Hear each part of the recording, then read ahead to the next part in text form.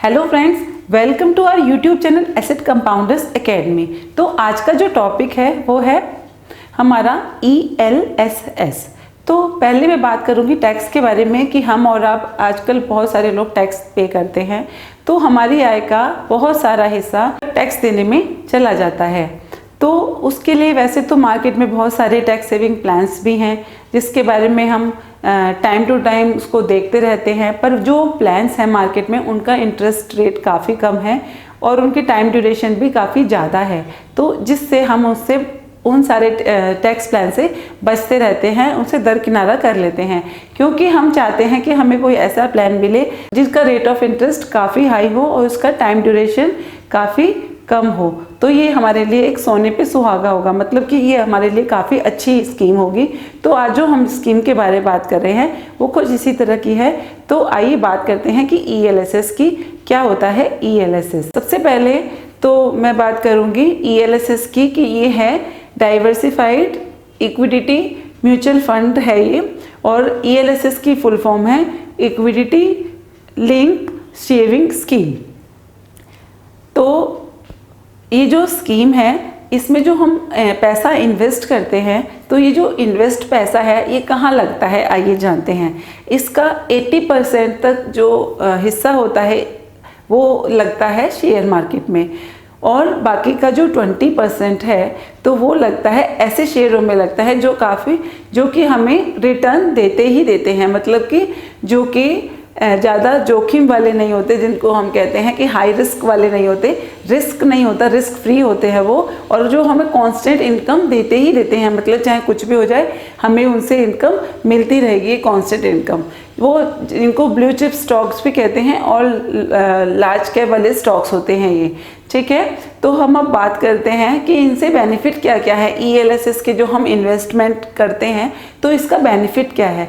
सबसे पहला बेनिफिट है जो ELSS है वो इनकम टैक्स में 80C के तहत आता है, जिससे कि हमें टैक्स में छूट मिलती है। मतलब कि मतलब 1,50,000 रुपीज़ है जो उसका जो इंटरेस्ट होता है उसमें हमें टैक्स में हमारे लिए बेनिफिट मिलता है, उस पर कोई टैक्स नहीं लगता। जो उस इनकम से जो हमें इनकम मिलती है उस पर हमें कोई टैक्स नहीं मिलता।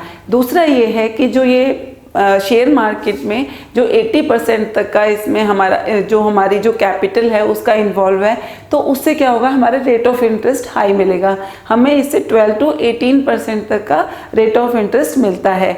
और जो ये हम बता रहे थे कि अभी ये जो कम जोखिम वाले जो फंड्स होते हैं उसमें जो इन्वेस्ट करते हैं, तो इससे भी ये बेनिफिट है कि हमें कॉन्स्टेंट इनकम मिलती रहेगी। मान लीजिए कभी ऐसा होता है कि जो शेयर्स हैं, जो शेयर्स के प्राइस कभी शेयर मार्केट है जो डाउन हो जाती है तो हमें वहाँ से इनकम नहीं मिलेगी, तो ऐसे डेब्ट फंड से हमें इनकम मिलती रहेगी। तो इस वजह से भी हमें इसका बेनिफिट मिलता रहेगा।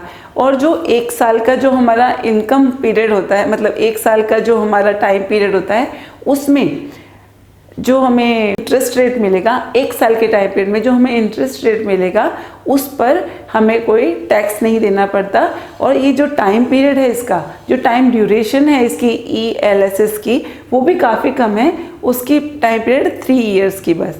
और बाकी के जो और टैक्स प्लान है जो मार्केट में उसके 5 से 15 साल है, लेकिन इसका टाइम पीरियड भी कम है। और LTCG क्या होता है? LTCG होता है long term capital gain tax. LTCG लगाने से पहले जो एक टाइम ड्यूरेशन होता है जिसमें जो हमें इंटरेस्ट रेट मिलता है उस पर भी टैक्स नहीं लगाया जाता। और आगे हम बात करेंगे कि ये ओवरऑल ये हमारे लिए काफ़ी अच्छी स्कीम है। इसको हम टैक्स सेविंग फंड भी कहते हैं इसको हम, तो हमें ये काफ़ी बेनिफिट इससे मिलते हैं। तो आज हमने बात करी कि ELSS क्या होता है और इसके बेनिफिट्स क्या क्या हैं। तो फिर एक नई वीडियो के साथ फिर मिलेंगे, तब तक के लिए थैंक यू सो मच।